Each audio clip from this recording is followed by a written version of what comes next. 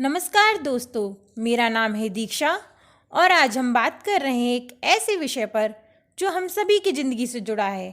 हम सभी के जीवन में कभी ना कभी ऐसा समय ज़रूर आता है जब हम बहुत बड़ी मुसीबत में होते हैं। यह परेशानी कारोबार की, नौकरी की या घरेलू जीवन की हो सकती है। यह वह स्थिति है जब हमारा दिमाग तनाव की वजह से ठीक से नहीं सोच पाता। ऐसे कठिन समय में कुछ लोग टूट जाते हैं और खुद को नुकसान पहुंचा लेते हैं, जो कि बिल्कुल गलत है। इतना बोलने से अच्छा मैं आपको एक कहानी सुनाती हूँ जो आपको आपके परेशानी के समय में क्या करना चाहिए यह जानने में मदद करेगी। इस कहानी को पूरी अंत तक देखें और प्लीज़ हमारे चैनल को ज़रूर सब्सक्राइब करें। मिस्टर अल्बर्ट एक बहुत बड़े बिजनेसमैन थे। अच्छा खासा बहुत सारे देशों में फैला हुआ कारोबार था उनका, लेकिन इनके साथ ही कुछ विरोधी कंपनियां भी थीं जो कैसे भी करके मिस्टर अल्बर्ट को बर्बाद करना चाहती थी। जब मिस्टर अल्बर्ट को उनके विरोधी बिजनेस में ना हरा पाए तो उन्होंने धोखे से मिस्टर अल्बर्ट का अपहरण कर लिया और उनके हाथ पांव बांधकर एक कमरे में पटक दिया। मिस्टर अल्बर्ट को जब होश आया तो एक बार को तो वो अपनी हालत देखकर घबरा गए।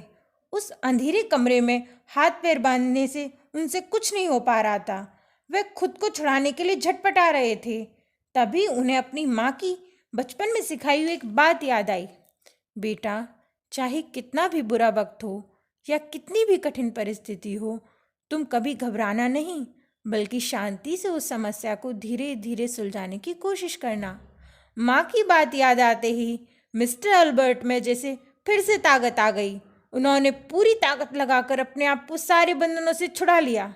रस्सी खोलकर वे जल्दी जल्दी खड़े हुए। अंधेरे में ही कमरे से निकलने का रास्ता तलाश ही रहे थे कि अचानक उनका पैर एक सांप पे पड़ गया, जिससे सांप ने उन्हें काट लिया। अल्बर्ट फिर घबराए, पर माँ की सीख उनके साथ थी। उन्होंने खुद को संभाला और पास ही पड़ी कांच की बोतल से सांप के काटे हुए स्थान पर चीरा लगा दिया। खून की तेज धार बहने लगी और असहनीय दर्द से वे तड़प रहे थे। पर फिर से अपनी माँ को याद कर उन्होंने अपनी शर्ट का कपड़ा फाड़ा और घाव पर बांध दिया, जिससे खून का बहना रुक गया।